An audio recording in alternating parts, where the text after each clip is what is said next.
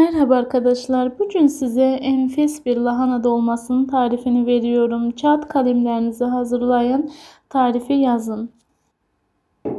Öncelikle 500 gram kıymayı bir kaba alın. 1 su bardağı yuvarlak pirinci iyice yıkayıp ilave edin. Yarım demet kişniş, yarım demet dereotunu ince ince doğrayıp ilave edin. Ardından 2 büyük soğanı blenderdan geçirin. Narin halda kıymaya ilave edin. 100 gram tereyağı, 100 gram zeytinyağı, tuz, karabiber ve pul biber. 1 çay kaşığı da zerdeçal ilave edip güzelce yoğurun ve yoğurduğunuz harcı bir kenara koyun. Allahu Ekber, Allahu Ekber.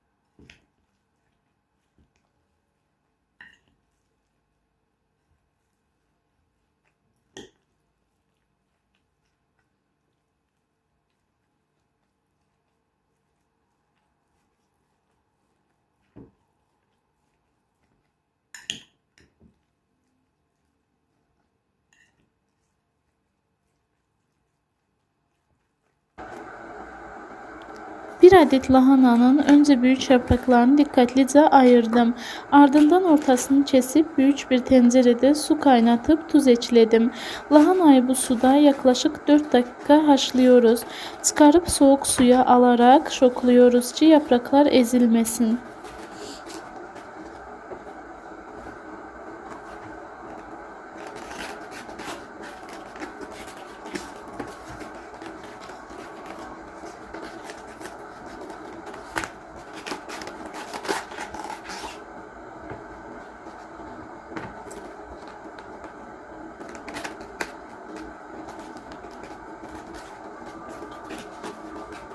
Bu aşamayı tam olarak sizle paylaşmak için videonun hiçbir kısmını kesmedim ve kırpmadım. Rahatlıkla evde yapabilmeniz için.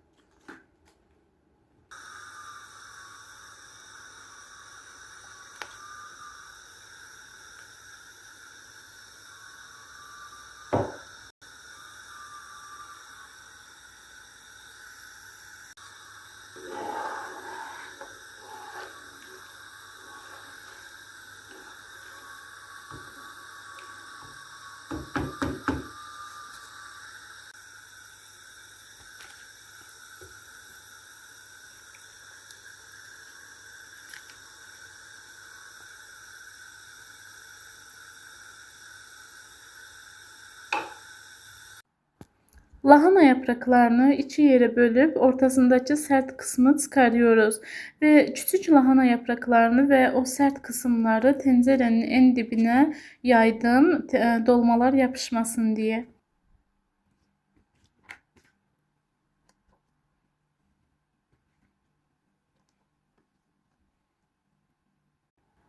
Ben lahana dolmasını içi dolu dolu seviyorum ve o yüzden de büyük yapraklar halinde böldüm. İçini bolca harç koyup sıkıca sardım ki piştikçe atılmasın.